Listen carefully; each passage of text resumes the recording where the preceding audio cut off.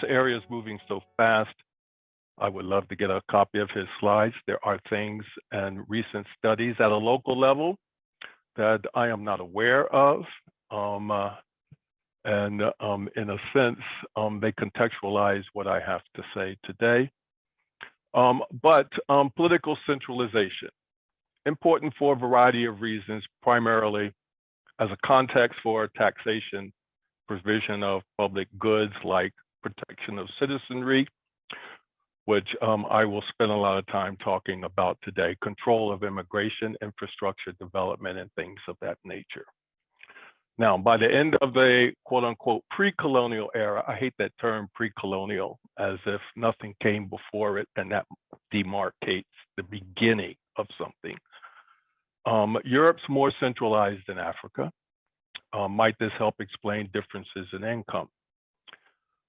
Inside Africa, an index of pre-colonial political centralization, what Stelios just talked about, is correlated with variations in the provisioning of public goods like roads, streets, and income and institutions 100 years later, okay, long time. This raises a whole host of questions within the economics profession that has to do with things like path dependence, persistence, legacy, the fact that whether or not history really matters a lot. And so some interpret this as the origins of modern events like politics. I'm sort of critical of using that word to talk about this historical precedence for current outcomes. Now, what we do know, though, is that the slave trade intervenes between 1500 and 1900. And here I'd like to talk a bit from a forthcoming article of mine coming out in the Journal of Economic History, entitled How the International Slave Trades Underdeveloped Africa. Now, that article is not particularly focused on the impact of the slave trade on political centralization. I'm actually focusing on the overall transformation of African economies that were exposed to international slave trades.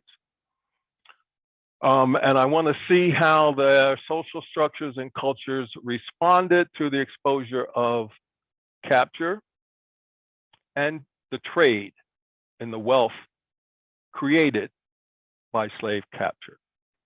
Okay, so there are some effects on political centralization, but these are different by region. So I'm going to get into some regional differences here in the histories. Of course, the slave trades have different histories and they affected different coasts.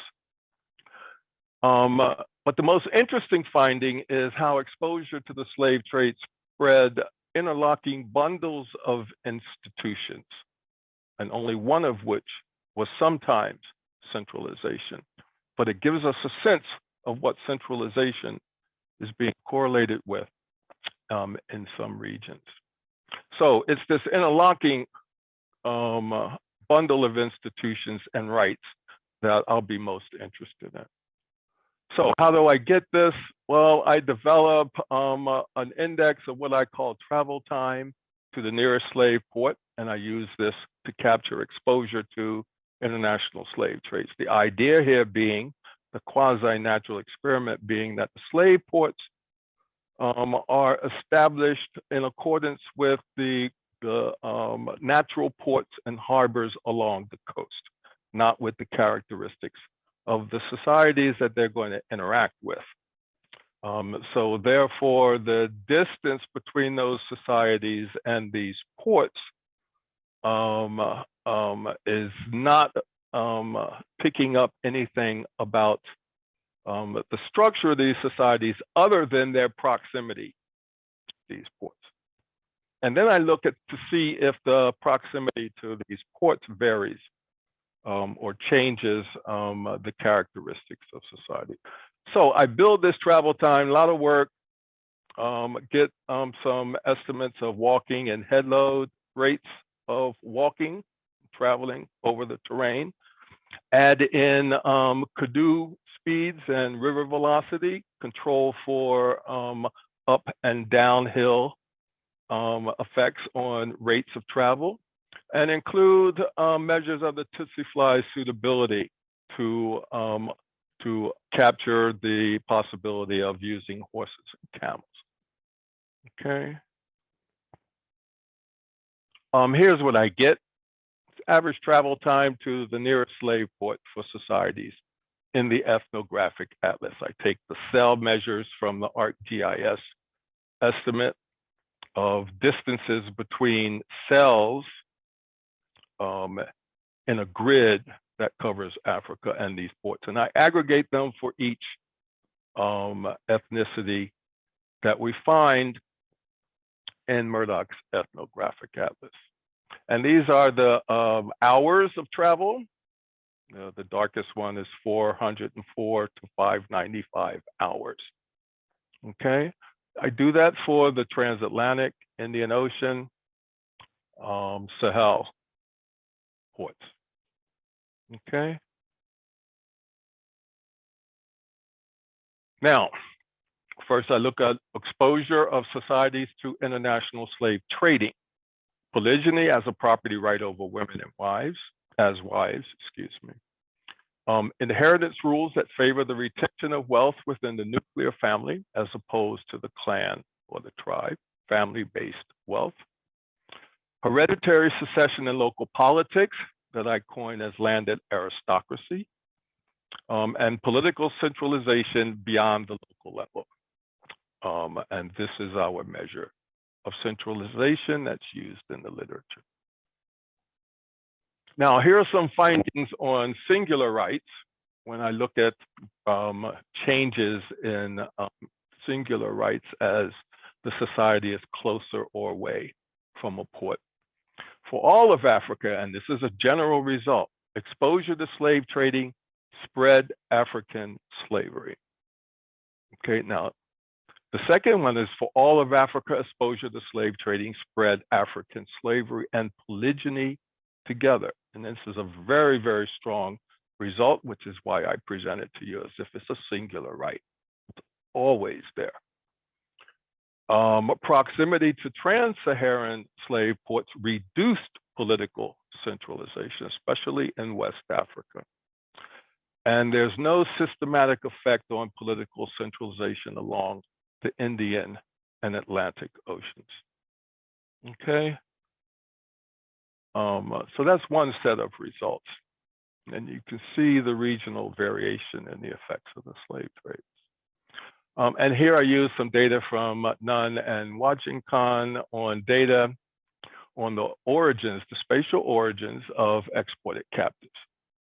I use travel time to estimate how many exported captives can be explained by the proximity of these people to the closest slave port.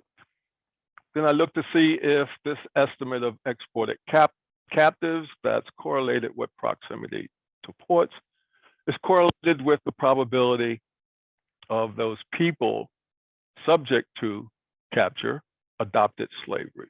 And I find this result here that's graphed in this paper you see. The centralized societies at the end of the slave trade era, and I can only say at the end of this era, are slave regardless of exposure, having a history of exposure to capture, by sending folks into the international slave trades. Decentralized groups at the end of the slave trade era have adopted slavery, probably to defend against further enslavement. And if you substitute just Euclidean straight line distance to the coast for travel time that takes into account the topography of travelers to and from these slave ports, then you miss all of this, that you find no effects whatsoever from exposure to slave ports, and no effect whatsoever on the export of captives on the probability of these societies adopting slavery to defend against further enslavement. Now, there's some examples of catchment effects here. I don't think I have much time. Now, the Zulu region in Southeast Africa, interestingly, is the only centralized region that shows up in the ethnographic atlas without slavery. And we know the history as it works out there, the Infokana and the trek inland from the coast. The histories of centralization, this is, I guess, the third lesson. The histories of centralization in Europe and Africa are not independent of each other.